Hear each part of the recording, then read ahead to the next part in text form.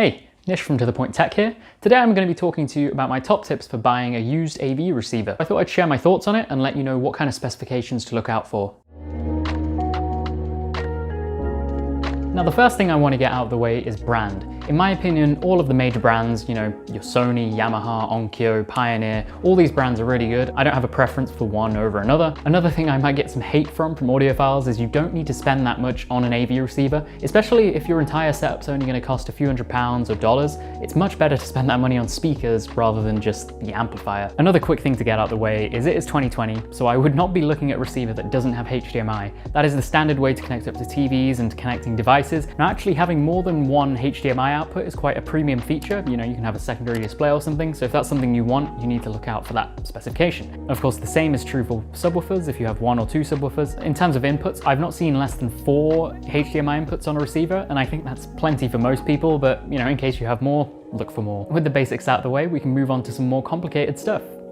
A big question to ask is whether you want 4K support on your AV receiver. And I'd say if you do want full 4K support, you can't spend less than about £100. If you don't already have a 4K TV, it's kind of a future-proofing feature to have, and 4K TVs are really cheap now, so there's a good chance that your next TV will be 4K if your current one isn't. There is one caveat with 4K support, and that is HDCP 2.2. So if you're not aware, this is kind of a copy protection protocol, and basically you need to have this protocol on all devices if you want to stream or watch any 4K content, even from like Blu-rays or something. This protocol was brought about in about 2014, and the issue is that there are some receivers that are older than this which claim that they have 4K, but since they don't have HDCP 2.2, you wouldn't be able to watch 4K content on them. Now I'm hoping there's not going to be a HDCP 3 coming out soon. It does seem like 4K is kind of an end game with content. I think gimmicky things will come along, but 4K seems a pretty stable standard. Another couple of HDMI features you want to make sure you have are CEC and ARC.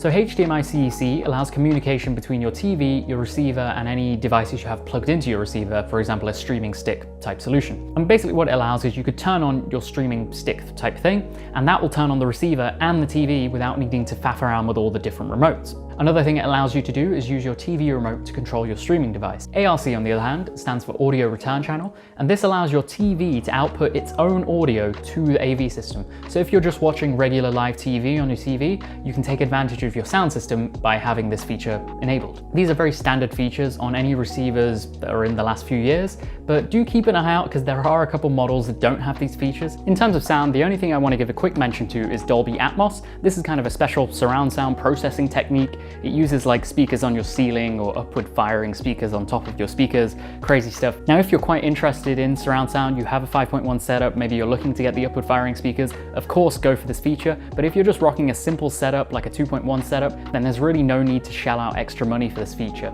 Now I want to move on to talking about a couple different features rather than specifications. So the first one is Bluetooth. Now this is kind of the first premium feature you'll see on receivers, and hopefully you know how Bluetooth works. It's pretty handy to have, I'd say. You can connect up your phone or laptop, and it's just easier having that rather than using your streaming device if you want to quickly play some music. Next up is Wi-Fi. Now this is an interesting one because it sounds like it's kind of a useful feature, but in reality you just don't need it. All Wi-Fi really does is enable you to use the company's app on your phone to stream audio over, but like I said, you're probably using some kind of cheap streaming device, so you can just cast that from your phone rather than needing to use another app. So yeah, that's my opinion. I think Wi-Fi is pretty overrated. It could be useful for AirPlay if you have an Apple device, but things like Chromecast built in, you really don't need them on your receiver. You've probably got these things on your devices already. And the last thing I want to give a very quick mention to is Zone 2 audio. So this is a feature where you can connect a second set of speakers up to your receiver and play audio through them. And it's just a nice little option. If you're looking to have that set up, then look out for that feature. Okay, that's everything I had to say. Thank you very much for watching. If you do manage to snag a particularly good deal, let me know down in the comments. But otherwise, subscribe for more content, and I'll catch you in the next one.